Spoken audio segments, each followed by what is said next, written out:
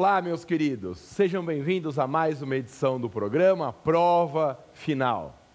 Ah, que saudade que eu estava de vocês. Meu nome é Alexandre Maza, eu sou mestre e doutor em Direito Administrativo. E esse programa é uma parceria entre a TV Justiça e a Rede de Ensino LFG. E como você sabe, como sempre, o programa está dividido em 3 blocos. No primeiro bloco, tema do dia. Eu vou fazer uma mega revisão de direito administrativo. Ei, você! Você que está na véspera de uma prova de administrativo ou quer fazer uma revisão de direito administrativo, meu querido, é hoje. Nós vamos revisar tudo que há de importante na matéria, programa imperdível. Segundo bloco, pergunte ao professor. Nesse segundo bloco, eu vou responder as perguntas, as dúvidas dos nossos telespectadores sobre a matéria de hoje. E no terceiro bloco, o X da questão. Nós vamos analisar perguntas de prova a respeito dos temas sobre os quais nós vamos conversar na aula de hoje. Vai ter música, vai ter muito assunto importante. Que saudade que eu estava de vocês. Ah, muita gente deve estar estranhando. Nossa, mas o que aconteceu? Gente, esse é meu shape novo, 40 quilos mais magro, acabou aquele visual de pichorra que eu tinha antigamente. Voltei, estava morrendo de saudade de vocês. Não saia daí, daqui a pouco a gente volta. Fique onde você está, hein? Tchau.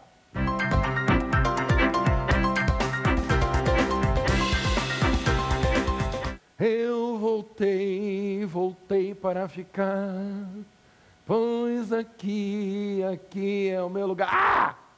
Que saudade que eu estava de vocês, gente. Olha, eu fiquei esse tempo todo emagrecendo, perdi 20 quilos, ou 40 quilos, e meu milagre foi um remédio que eu tomo, que eu não posso dizer qual é, custa R$8 por mês, tá? É super barato, mas eu não posso dizer qual é o remédio. Emagreci 40 quilos em um ano, tô essa delícia, esse espetáculo, tá? E estava morrendo de saudade de vocês, tá? Tô aqui de volta, adorei poder voltar para falar sobre as dicas mais importantes de direito administrativo. Milhões de e-mails chegaram pedindo para eu voltar a fazer aqui algumas revisões com vocês da matéria. Mentira, não foram tantos e-mails assim, mas eu voltei de qualquer jeito, estou aqui e vai ser muito legal. Gente, está na véspera da prova, quer revisar as coisas mais importantes de direito administrativo, quer dar uma passada aí pelo que há de mais importante, meu querido, vai ser agora. Ó, direito administrativo, vamos começar pelos princípios do direito administrativo. Lembrando, hein? Os princípios do direito administrativo são baseados em 2 noções centrais: supremacia do interesse público sobre o privado e indisponibilidade do interesse público. Tanto a supremacia como a indisponibilidade são hoje noções relativas, porque possuem exceções. Não há nenhuma supremacia absoluta, nem uma indisponibilidade absoluta. Por que a supremacia do interesse público é uma ideia relativa? É uma ideia relativa porque só existe a supremacia quando nós falamos do interesse público primário, que é o interesse da coletividade. Se o interesse for o chamado interesse público secundário, que é o interesse patrimonial do Estado, não há supremacia. O interesse patrimonial do Estado está no mesmo nível do interesse do particular. Já a indisponibilidade é uma ideia relativa, porque em algumas situações a legislação permite que o administrador se comporte como dono do interesse público. Caso mais importante, em algumas situações a lei admite o uso de arbitragem nos contratos administrativos. Quais contratos hoje admitem o uso de arbitragem? Só aqueles com previsão expressa na lei. Guarde. Concessão de serviço público pode ter uso de arbitragem e parceria público-privada. Concessão de serviço público e parceria público-privada admitem uso de arbitragem por expressa previsão legal. Nos outros contratos não, porque há violação da indisponibilidade. Os 2 supraprincípios são princípios relativos. Outra coisa importante, acorda aí, filho, balança, Brasil. Acorda aí, filho. É legal você saber também. Violar princípio do direito administrativo hoje é ato de improbidade. Ai, Maza, dá para ir mais devagar? Estou tão inseguro. Não, não dá não. Não dá para ir mais devagar, porque hoje é super revisão e tem que ser mais acelerado. Violar princípios da administração pública é ato de improbidade, está na Lei 8429, artigo 11. Só que atenção, para praticar improbidade por ato atentatório a princípios da administração pública, tem que ter dolo. Não há esse tipo de ato de improbidade por comportamento culposo. Tem que ter dolo, tem que ter a intenção, pelo menos o dolo geral, a intenção de violar o princípio. Então, atentar contra o princípio de forma dolosa caracteriza improbidade administrativa. Ô Maza, me diz assim, Maza, e se a violação do princípio não tiver dolo, for uma violação culposa? Aí gera a nulidade do ato, mas não implica nas sanções de improbidade administrativa. Aí o ato que viola o princípio será nulo, mas o agente não pode ser punido por improbidade. Quais são os princípios do direito administrativo que estão na Constituição? Lembrem, tem os do artigo 37 caput, cujas iniciais formam a palavra LIMP: legalidade, impessoalidade, moralidade, publicidade e eficiência. Legalidade, impessoalidade, moralidade, publicidade e eficiência. Rapidamente, como que eu conceituo esses princípios? Legalidade, um dever de atuação conforme a lei e o direito. Lembrando que hoje a administração pública está vinculada à lei, ao direito, e também ela está vinculada aos precedentes administrativos, as próprias decisões que a administração tomou em casos similares. E isso se dá em razão do princípio da segurança jurídica, a ideia de proteção da confiança legítima, a autovinculação administrativa aos seus precedentes. Impessoalidade.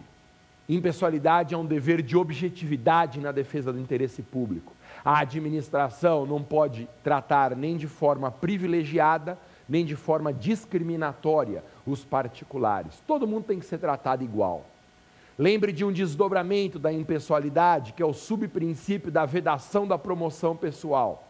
O subprincípio da vedação da promoção pessoal significa que as propagandas do governo não poderão ter nomes, símbolos ou imagens que caracterizem promoção pessoal. Propagandas do governo não poderão conter nomes, símbolos ou imagens que caracterizem promoção pessoal. Gente, princípio da moralidade. Princípio da moralidade é a ideia de que a administração tem que respeitar os padrões de ética, de decoro, de probidade, de boa-fé vigentes na sociedade. Grande assunto do princípio da moralidade, súmula vinculante 13. A súmula vinculante 13 proíbe contratação de parente para cargo de confiança. O chamado nepotismo é vedado pela súmula vinculante 13. Quem que está de fora da proibição da súmula 13? Os primos e os agentes políticos do Executivo. Primos e agentes políticos do Executivo podem ser nomeados para cargo em comissão, não se sujeitam à vedação da súmula vinculante 13. Princípio da publicidade, a administração tem que dar divulgação oficial para os seus atos. O princípio da publicidade tem duas exceções: o ato pode ser secreto, quando ele coloca em risco a intimidade dos envolvidos, ou a segurança do Estado ou da coletividade. Há uma importantíssima lei que mexe com essa segunda exceção, que é a Lei de Acesso à Informação. A Lei do Acesso à Informação disciplina os casos em que a situação se enquadra na segunda exceção: os atos sigilosos para a proteção da segurança do Estado ou da coletividade. A Lei do Acesso à Informação cria requisitos mínimos para a divulgação das informações públicas e para as situações em que o cidadão procura a informação. Importante, todos os órgãos e entidades públicas têm que manter, pela Lei do Acesso à Informação, sites na internet. Sites na internet divulgando todos os dados. Exceção feita aos municípios com menos de 15 mil habitantes. Aí não precisa manter site na internet, porque é município muito pequeno. Princípio da eficiência: a administração pública tem que atingir os melhores resultados pelos meios disponíveis. Os melhores resultados pelos meios disponíveis. O princípio da eficiência foi acrescentado pela emenda 19. Fora esses, tem os princípios implícitos, ou os princípios infraconstitucionais. Princípio da autotutela. A autotutela, a administração tem o dever de anular seus atos defeituosos e o poder de revogar seus atos inconvenientes, sem necessidade de ir para o judiciário. Então, o princípio da autotutela, isso caiu em prova, hein? O princípio da autotutela ajuda a desafogar o judiciário, porque a administração resolve o problema sem precisar ir para o judiciário. Princípio da obrigatória motivação, todo ato administrativo deve ser acompanhado de uma explicação por escrito das razões que levaram à sua prática, tanto o ato vinculado quanto o ato discricionário. Outro princípio importante, princípio da finalidade, o agente público não pode usar os poderes do cargo em benefício pessoal.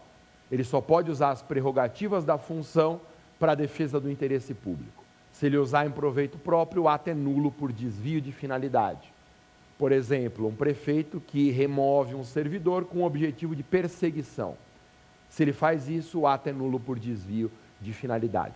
Lembrando, desvio de finalidade sempre pressupõe um agente público competente. Se o agente era incompetente para a conduta, não existe desvio de finalidade. Princípio da razoabilidade, para terminar, o princípio da razoabilidade obriga a administração a agir com o bom senso, agir com a razão. Esse princípio tem um desdobramento que é o da proporcionalidade. O princípio da proporcionalidade é uma proibição de exageros. Ele se aplica no direito administrativo sancionador, quando a administração pune seus agentes ou os particulares. Quando a administração pune os agentes, é poder disciplinar. Quando pune particular, é poder de polícia. Então, o princípio da proporcionalidade se aplica exatamente nesses contextos: poder disciplinar sobre os agentes, poder de polícia sobre os particulares. E lembra do provérbio que a OAB adora associar ao princípio da proporcionalidade: não se usam canhões para matar pardais, porque usar um canhão para matar um pardal é um exagero. Lembra da musiquinha? Eu andei errado, eu pisei na bola, matei um pardalzinho usando um canhão, mas o exagero é sempre ilegal, é inválida a conduta desproporcional. Nossa, mas que música tosca. Todas as minhas músicas são toscas, tá? Mas elas ajudam pra caramba na hora da prova. Então, em qualquer site de busca que você digitar músicas do Masa, você vai encontrar lá na primeira ocorrência, onde você localiza minhas músicas, acha tudo de graça, ouve 1000 vezes, duvido você errar no dia da prova. Tá bom? Lembrou, hein? Eu andei errado, eu pisei na bola, matei um pardalzinho usando um canhão, mas o exagero é sempre ilegal, é inválida a conduta desproporcional. Princípios é isso. Responsabilidade do Estado, segundo assunto importante na revisão. Responsabilidade do Estado estuda quando que o Estado tem que indenizar particulares. Bem, importante, questão das últimas provas da OAB. Primeira coisa, só se fala em responsabilidade do Estado quando o agente causou um dano no exercício da função. Atenção, produção. Produção! O quê? Presta atenção, produção. Só existe responsabilidade do Estado quando o agente causou dano no exercício da função. Caiu nas últimas provas da OAB o caso de um policial que estava no horário de folga e atirou num vizinho. Aí o Estado não responde, porque ele não estava na qualidade de policial. Segunda coisa, a Constituição de 88 adotou a teoria da responsabilidade objetiva. Para a responsabilidade do Estado, a teoria objetiva, que tem como fundamento a noção de risco. Teoria objetiva, fundamento a noção de risco. Exige 3 requisitos: ato, dano e nexo causal. Ato, dano e nexo causal. Musiquinha. Lembra daquela do AGP?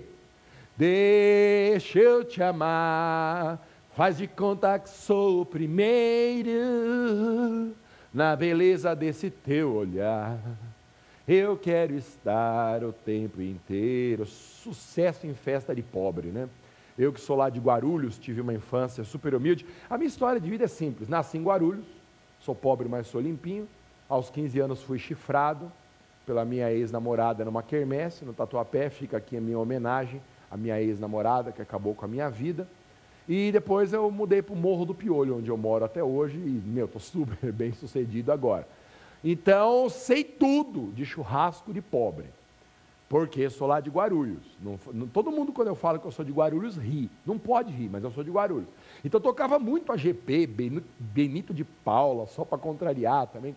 Aí, eu peguei essa música do AGP. Morreu até o AGP, faz pouco tempo, né, gente? Então, 1 minuto de silêncio em memória... Ah, não dá tempo, não. Então, ó, presta atenção. Eu peguei essa música do AGP e fiz uma versão, ficou assim, ó. Pra indenizar, é preciso comprovar primeiro ato, dano, nexo, causal. Essa parte não ficou legal. Na teoria objetiva. Então, eu não sou músico. Já acabou a música, viu? Eu não sou músico. Então, as minhas letras, elas não encaixam na melodia, se você reparar. Então, essa parte, ato, dano, nexo, causal, nem ficou boa. Mas ela vai te ajudar na hora da prova. Então, para indenizar, é preciso comprovar primeiro ato, dano, nexo, essa parte não é legal, nexo causal, na teoria objetiva, beleza? Teoria objetiva, ato, dano, nexo causal, fundamento, é o risco, não precisa provar culpa ou dolo. Mas cuidado, tem situações específicas em que ainda vigora a teoria subjetiva, que é a teoria baseada na ideia de culpa. Primeiro caso de teoria subjetiva é dano por omissão. Dano por omissão é quando não houve um ato do Estado, mas a legislação determina que mesmo assim o Estado tem que indenizar. Casos de dano por omissão, casos importantes. Responsabilidade, por exemplo, no caso de enchente. Assalto, queda de árvore, buraco na rua, danos por omissão. Só há indenização se houver prova de culpa ou dolo. Também é responsabilidade, acorda Brasil, também é responsabilidade por omissão, quando nós falamos na responsabilidade pessoal do agente. Na ação regressiva que o Estado move contra o agente público, a responsabilidade é subjetiva, tem que ter prova de culpa ou dolo. O Estado tem que provar culpa ou dolo do agente para mover a ação regressiva. Então, deixa eu falar um pouquinho sobre a ação regressiva, que é outro tema que cai muito. Quando a vítima sofre um prejuízo causado por um agente público, ela propõe ação indenizatória contra o Estado. Essa ação é proposta só contra o Estado, não pode mais ser contra a pessoa física do agente, o STF não aceita mais. Tem que ser contra o Estado, pessoa jurídica. Propõe essa ação. O Estado pode fazer denunciação da lide, é facultativa a denunciação, mas o Estado pode chamando o agente para o polo passivo. Se o Estado for condenado na ação de indenização, depois que transitou em julgado, ele tem o dever de propor ação regressiva contra o agente. Essa ação regressiva é para apurar a responsabilidade pessoal do agente. Predomina ainda o entendimento de que a ação regressiva é imprescritível, não tem prazo. Só que para entrar com a ação regressiva tem que provar culpa ou dolo. Então a ação regressiva, para a responsabilidade pessoal do agente, é baseada na teoria subjetiva.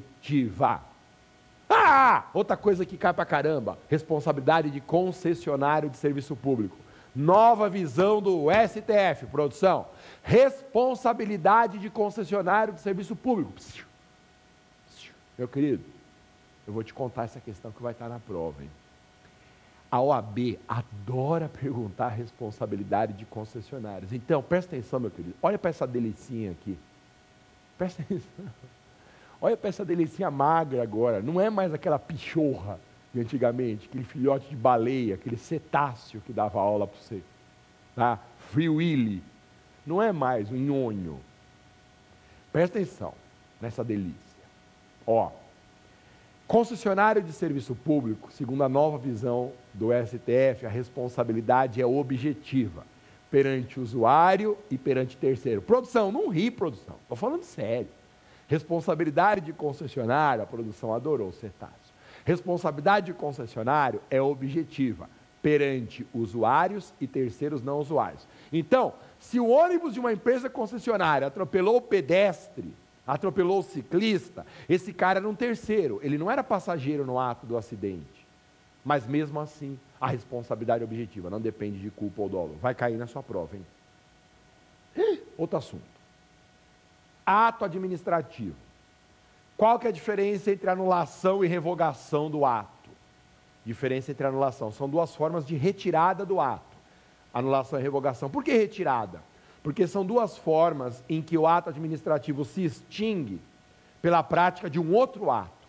Retirada é isso, eu vou extinguir o ato A pela força de um outro ato, pelo ato B.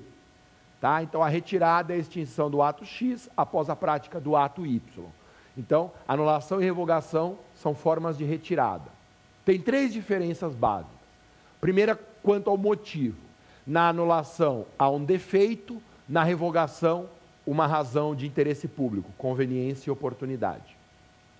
Segunda diferença, quanto à competência. Anulação pode ser decretada pela administração ou pelo judiciário, revogação só pela administração. Terceira diferença, quanto aos efeitos. Anulação tem efeitos ex tunc, efeitos que retroagem, revogação, efeitos ex nunc, que nunca retroagem. Uma dica para você guardar. Ex nunc, não sei se você sabe, nunc é outro idioma. Não sei se você sabe, é inglês. Nunc é nunca em inglês. Se você aprendeu que nunca em inglês é never, você aprendeu errado. Porque nunca em inglês é nunca. Ex nunc é que nunca retroage. Então você guarda assim. Revogação, efeitos ex nunc.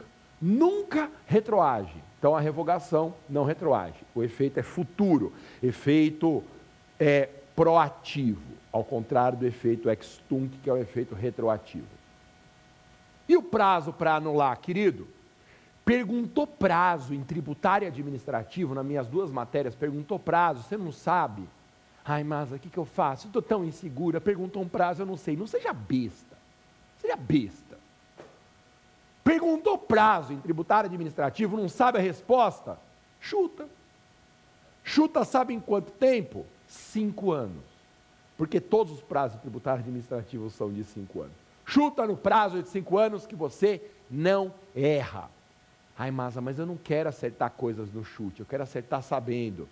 Ih, que saco! Dá na mesma acertar no chute ou acertar sabendo.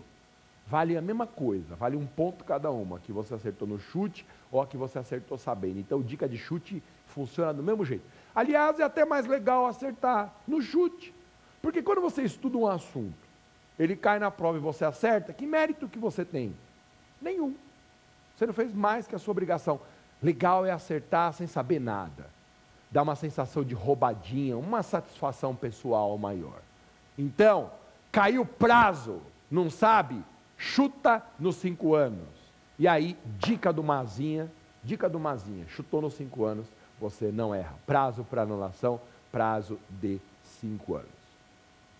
Meus queridos, estourou o horário aqui do primeiro bloco, mas eu volto daqui a pouquinho, no segundo bloco, respondendo questões formuladas por todos vocês que nos assistem aqui no programa. E ao longo da resposta dessas questões, eu consigo falar de outros temas importantes da nossa mega revisão.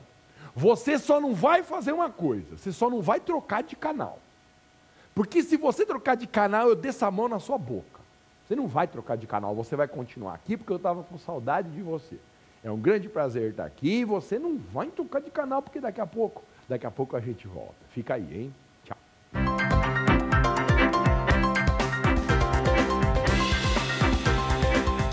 Eba, ainda bem que você não foi embora, hein? Você não é louco de ir embora. Ô, gente, voltamos então. Ó, não adianta mandar e-mail perguntando o nome do remédio que eu não vou falar. Presta atenção. Voltamos com o nosso segundo bloco, e para participar do segundo bloco, mandando perguntas que serão respondidas nos próximos programas, você sabe como que faz, não sabe? Ah, lógico que você sabe até decor já o nosso e-mail. É só mandar um e-mail para provafinal@aexapar.com, provafinal@aexapar.com. Só não me manda e-mail pedindo o nome do remédio do Masa, que emagrece 40 quilos em um ano e custa R$ 8 na farmácia, porque eu não vou mandar. tá bom? Pode mandar e-mail elogiando, que eu adoro também, tá? Eu acho o Mas o máximo, agora minha religião é ele tá uma delícia, que morra a pichorra, é isso, tá? Mas manda sua pergunta aí, meu filho, para a gente participar, para a gente ir conversando, fala o que você quer que eu falo nas próximas matérias. Eu quero Masa dando aula de todos os assuntos, aí a gente tira os outros professores e eu dou aula sozinho aqui para vocês todo dia, tá bom? Beleza? Produção, pode colocar a primeira pergunta de hoje, produção, pergunta na tela. Professor Masa, a legislação brasileira admite contrato administrativo verbal? Mas essa pergunta é muito boa. Ô, gente, contrato administrativo verbal, existe ou não existe? A pergunta é igual chupa-cabra. Tem divergência. Não, não tem divergência não. Eu vou fazer coisa besta para te atrapalhar. Existe sim contrato administrativo verbal. A Lei 8666, conhecida como a Lei da Besta, a Lei Geral de Licitações, ela aceita contrato administrativo verbal. Ai, Masa, estou tão chocada. Como que um contrato cheio de formalidades pode ser verbal? Admite contrato verbal, só que em casos muito específicos, produção. Para um contrato administrativo ser verbal, primeiro, tem que ser de pequeno valor, até R$4.000. Segundo, o contrato tem que ser de pequeno valor e em regime de adiantamento. Regime de adiantamento é uma espécie de contabilidade pública, de sistema de contabilidade pública, em que o poder público adianta um valor, um numerário para um agente público para despesas excepcionais. Então, regime de adiantamento e pronto pagamento, tá bom? Então, objetos de pequeno valor até R$4.000 e em regime de adiantamento e pronto pagamento, o contrato pode ser verbal. Atenção! Decisões importantes de nossos tribunais superiores dizem que, mesmo que o contrato administrativo seja verbal, fora dessas hipóteses, fora dessas situações que a legislação autoriza, se o contrato for celebrado irregularmente da forma verbal, a administração tem que pagar. Tem que pagar. Vai ter uma irregularidade, mas tem que pagar. Tem que pagar por quê? Em nome do princípio da segurança jurídica. O princípio da segurança jurídica, gente, é um espetáculo hoje, super revolucionário. A administração pública tem que cumprir o princípio da segurança jurídica e um dos desdobramentos é o dever de indenizar quem celebrou irregularmente um contrato verbal. Sobre contratos administrativos, vamos relembrar algumas coisas importantes. Quais as características dos contratos administrativos? Primeira característica, o contrato administrativo é marcado pela verticalidade, não há igualdade entre as partes. A administração ocupa uma posição de superioridade, superpoderes a administração tem no contrato administrativo, ok? Outra característica do contrato administrativo, outra característica é a mutabilidade. A administração pode alterar unilateralmente as regras. Exceção ao poder de alteração unilateral de regras são as cláusulas de remuneração. Cláusulas de remuneração só mudam com a anuência do particular. Outra característica do contrato administrativo no Brasil, outra característica importante do contrato administrativo no Brasil é a presença de cláusulas exorbitantes, que dão poderes especiais para a administração. Cláusulas exorbitantes como rescisão unilateral do contrato, cláusula exorbitante como dever do particular continuar cumprindo o contrato por 90 dias, mesmo que pare de receber, e possibilidade da administração alterar quantitativamente o objeto, atendido o limite geral de 25%. A administração pode alterar quantitativamente o objeto, atendido o limite geral de 25%. Quarta característica do contrato administrativo, garantia do equilíbrio econômico-financeiro. Acontecendo alguma situação especial que aumente o custo do contrato, a administração tem que majorar a remuneração. Garantia do equilíbrio econômico-financeiro. Tem duas situações principais que ensejam o aumento da remuneração. Fato do príncipe, que é um evento estatal geral externo ao contrato. Então, por exemplo, aumenta um tributo, isso causa uma majoração no custo. Isso é fato do príncipe, porque o tributo aumenta fora do contrato para todo mundo. Fato do príncipe. E tem o fato da administração, que também é provocado pelo Estado, mas ele é interno ao contrato. É provocado pelo Estado dentro da relação contratual, como é o caso da modificação unilateral da cláusula do contrato. Beleza? Produção. Estou muito curioso, produção, para ouvir a segunda pergunta. Deixa cair para o Mazinha, pergunta na tela. Professor Maza, o que é RDC? Gente, o que é RDC? Ô Maza, será uma nova banda igual KLB? Nossa, que coisa mais idiota que eu falei agora. Não. RDC é o Regime Diferenciado de Contratação. Eu não sei se você sabe, meu querido, mas a Lei Geral de Licitações, a atual Lei 8666, está caindo de podre. A Lei 8666 está prestes a ser revogada. Ela vai deixar de existir muito rapidamente no Brasil. E aí, existe esse sistema do RDC, que foi criado para a Copa do Mundo, o Regime Diferenciado de Contratação, que é a futura Lei Geral de Licitações. Pode escrever o que o tio Mazinha está te falando. E é até uma dica do Batuíra. Quem conhece as minhas aulas sabe que estou até arrepiado de falar isso. Tenho acesso a informações espirituais por causa do Batuíra, e o Batuíra está soprando nesse momento essa dica aqui no meu ouvido. Ô Márcia, avise os meninos do prova final que o RDC vai revogar 8666. Obrigado, Batu. O RDC é a nova Lei Geral de Licitações. Vai acontecer nos próximos meses. Mas então eu tenho que saber coisas do RDC? Tem, presta atenção. Primeira coisa, o RDC, Regime Diferenciado de Contratação, por enquanto, é uma lei de aplicação exclusiva a licitações e contratos vinculados, presta atenção, a Copa das Confederações, que vai acontecer quando, gente?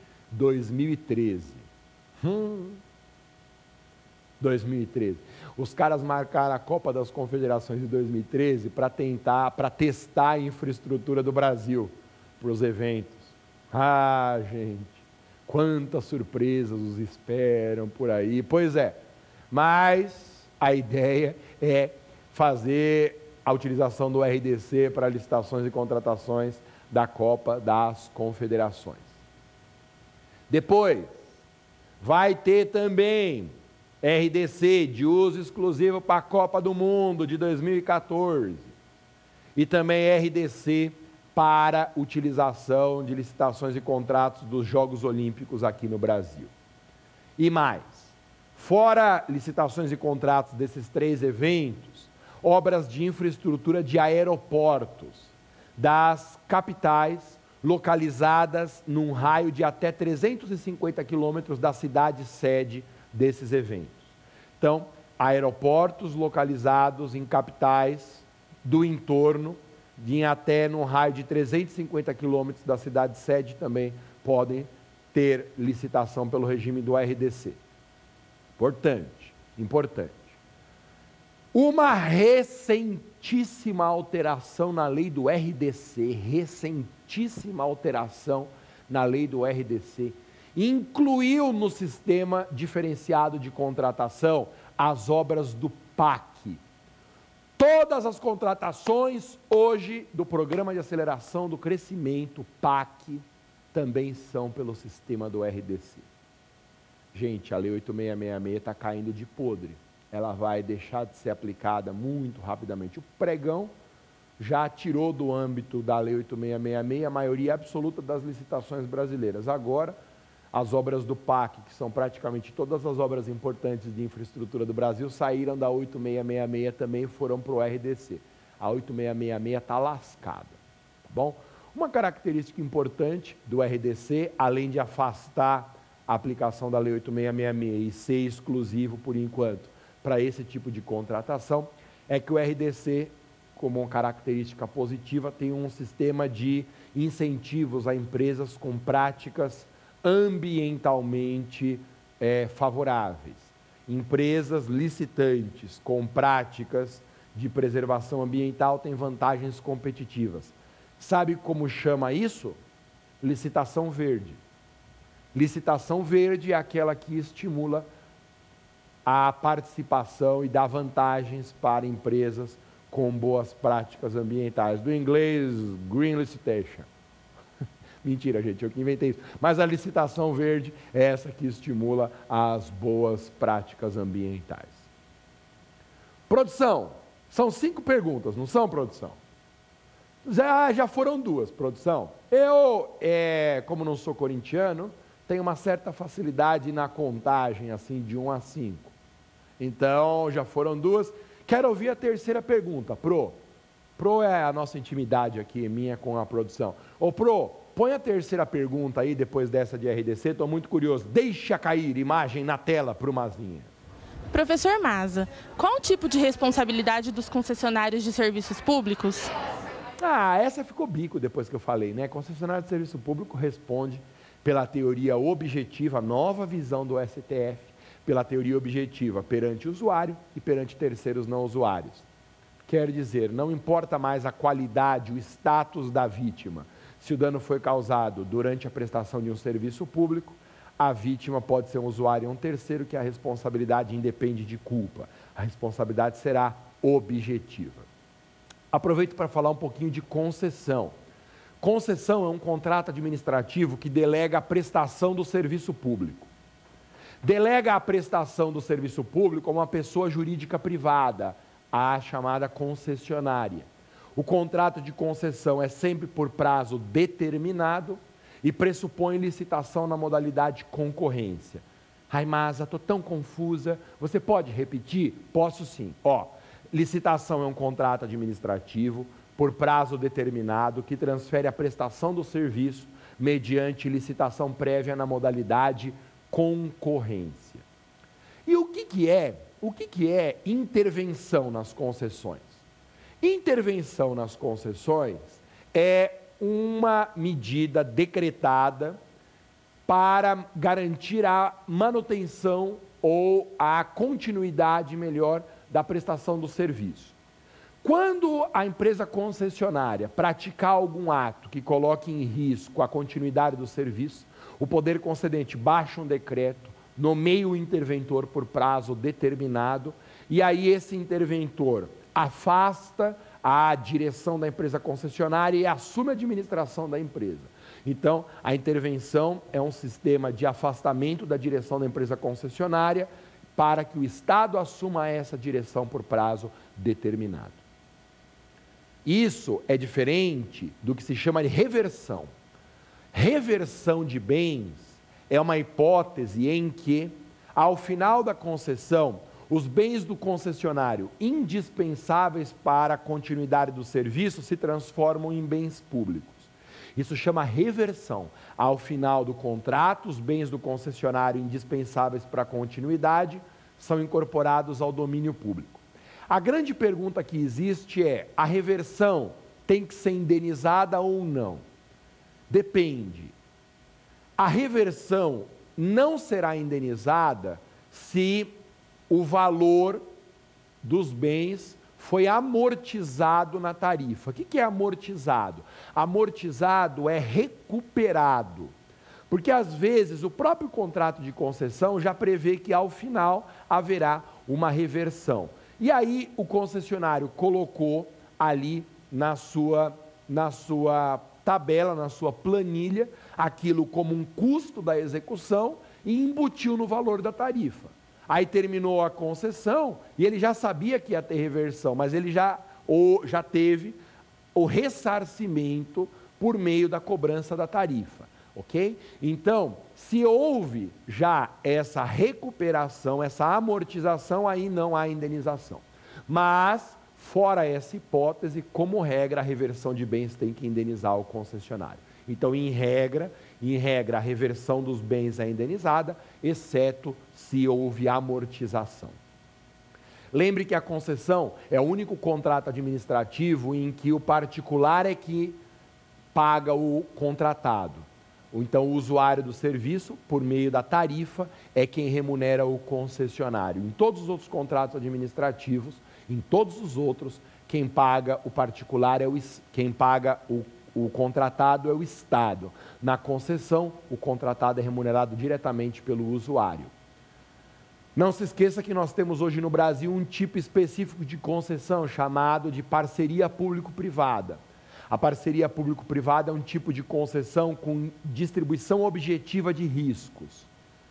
Numa concessão comum, todo o risco corre por conta do concessionário. Na PPP, não. Na PPP, o risco é dividido entre o concessionário e o parceiro público. Distribuição objetiva de riscos. Lembrando, PPP é sempre de longo prazo, ela dura de 5 a 35 anos e sempre para objetos de grande valor, sempre acima de 20 milhões de reais. Para administrar a parceria, será criada uma sociedade de propósito específico. Essa sociedade de propósito específico é uma pessoa jurídica que não é incorporada na administração pública, é uma pessoa jurídica cuja maioria do capital votante fica na mão da iniciativa privada. Tem 2 tipos de PPP no Brasil: concessão administrativa, em que a administração é a principal usuária, e concessão patrocinada, em que o concessionário é remunerado pelo pagamento de tarifa do usuário, mais patrocínio, subsídio, uma contraprestação pecuniária paga pelo parceiro público ao parceiro privado. Então, na concessão patrocinada, tem 2 fontes de custeio do parceiro privado: a tarifa mais uma prestação pecuniária que o Estado dá ao concessionário. Produção, 4ª pergunta. Produção, imagem na tela. Professor Maza, o que é encampação? Encampação. Ô Maza, quando eu era pequeno lá, minha mãe fazia isso nos meus cadernos da escola. Ridículo. Encampação, gente. O que é encampação? Encampação é a revogação de uma concessão por razões de interesse público. Quando uma concessão é extinta por razões de interesse público, isso chama encampação. Dica para você guardar o que é encampação. Decora assim: a encampação extingue o contrato por razões de interesse público. Guarda interesse público com E mesmo. Ô Maza, mas interesse não seria com I? É lógico que é com I. Mas se você guarda com E, você associa o motivo, interesse público e o nome encampação. Então repita comigo: a encampação extingue o contrato por razões de interesse público. Aí você não erra mais. Ô Maza, e na minha prova vai cair mesmo encampação, interesse público com E? Mas não seja burro, é claro que não. Na prova vai cair interesse público com I, mas é uma regra mnemônica. É um jeito da gente memorizar. Encampação extingue o contrato por razões de interesse público. Lembrando, encampação pode ser chamada também de resgate, é a mesma coisa que resgate. A encampação implica numa retomada do serviço, ela depende de autorização legislativa e prévia indenização. Encampação é o mesmo que resgate, implica numa retomada do serviço, depende de autorização legislativa e prévia indenização. E lembra que a encampação é sempre uma extinção antecipada da concessão, nunca é no prazo previsto. Última pergunta, produção, deixa cair imagem na tela. Pro Mazinha. Professor Maza, o que é requisição? Gente, requisição é uma das formas mais importantes de intervenção do Estado na propriedade privada. Diz a Constituição: em caso de iminente perigo público, a autoridade poderá usar propriedade privada, garantida indenização posterior se houver dano. Imagina requisição de um carro de particular para perseguir um bandido. A polícia está correndo lá atrás de um corintiano ou de um bandido em fuga, e aí dá um pane na viatura. A polícia pode olhar para o cara do lado, o azarado, Charlie Brown da peste, que está lá na hora errada, lugar errado, com o carro parado no semáforo, requisitar o carro para continuar a perseguição. Isso chama requisição. Lembrando, requisição não é desapropriação, é um uso temporário da propriedade, depois vai devolver, não paga aluguel pelo uso, mas se bater o carro tem que indenizar. A requisição é discricionária, a requisição é autoexecutável, porque não depende de autorização judicial, tá bom? E ela é precária, porque ela dura por prazo determinado e depois que cessa a situação de iminente perigo público, o bem é devolvido ao particular. Meus queridos, é isso. Nós vamos para o terceiro bloco, vamos para o X da questão, mas só não troque de canal. Você não é louco de perder A análise das questões de prova sobre essa mega revisão de direito administrativo. Não saia daí. Não abandona o tio Mazinha, não. Até daqui a pouquinho.